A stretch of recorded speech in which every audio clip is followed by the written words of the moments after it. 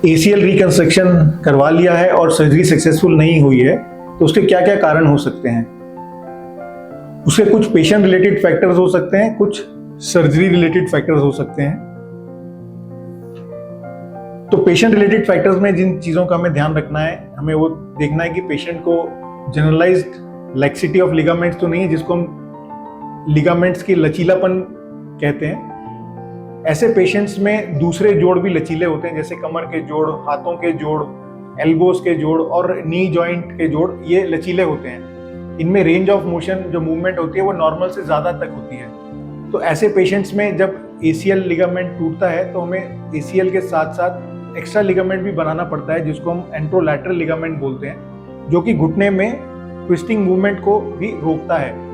उससे बनाए हुए ACL पे स्ट्रेस कम आता है और रीटियर के चांस कम हो जाते हैं। सर्जरी रिलेटेड फैक्टर्स में जो सबसे इंपॉर्टेंट चीज़ है ड्यूरिंग ACL रिकंस्ट्रक्शन सर्जरी करते हुए, वो है बोन्स में टनल की पोजीशनिंग। तो जब हम ACL की सर्जरी करते हैं, बोन्स में टनल्स बनाते हैं जिसके थ्रू हमारा ग्राफ्ट पास होता है।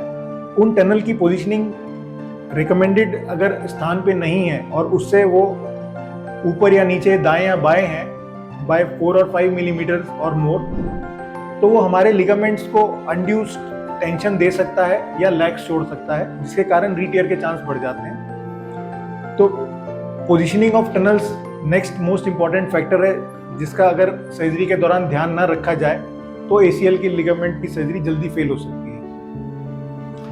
तीसरा सबसे इंपॉर्टेंट कारण ACL की सर्जरी का फेल ना होना है पोस्ट ऑपरेटिव रिहेबिलिटेशन को सही ना करना। अगर पेशेंट्स अपना हाई डिमांड एक्टिविटीज 6 मंथ से पहले रिज्यूम करते हैं तो हम हीलिंग होते हुए लिगामेंट पे ऊपर बहुत ज़्यादा स्ट्रेस डालते हैं। वो लिगामेंट अभी पूरी तरह हील नहीं हुआ है और ज़्यादा स्ट्रेस लेने के लिए तैयार नहीं है, और अगर हम उसे ऐसा स्ट्रेस दें तो ऐसा लिगामेंट हीलिंग फेज में टियर होने के चांस होते हैं। तो इसीलिए ऐसे पेशेंट्स में जिनमें हम ACL रिकंस्ट्रक्शन सर्जरी करते हैं और वो बहुत एक्टिव इंडिविजुअल्स हैं, स्पोर्ट्स खेलते हैं, तो हम उनको कहते हैं कि आपने 6 महीने तक बिना किसी शर्त के आपको अपना सीजन मिस करना पड़ेगा और 6 महीने के बाद ही आप एक्टिव स्पोर्ट्स ज्वाइन कर सकते हैं। तब तक आपको नी की रिकमेंडेड प्रोटोकॉल की एक्सरसाइजेज ही करनी पड़ेंगी। अगर आप ज़्यादा जल्दी ट्विस्टिंग और शेयरिंग एक्टिविटीज, नी पे पिवटिंग एक्टिविटीज करेंगे तो आपका लिगामेंट टियर हो जाएगा।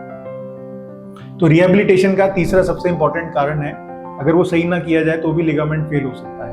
यही 3 सबसे इंपॉर्टेंट कारण है जिसके कारण ACL सर्जरी फेल हो सकती है। Thank you.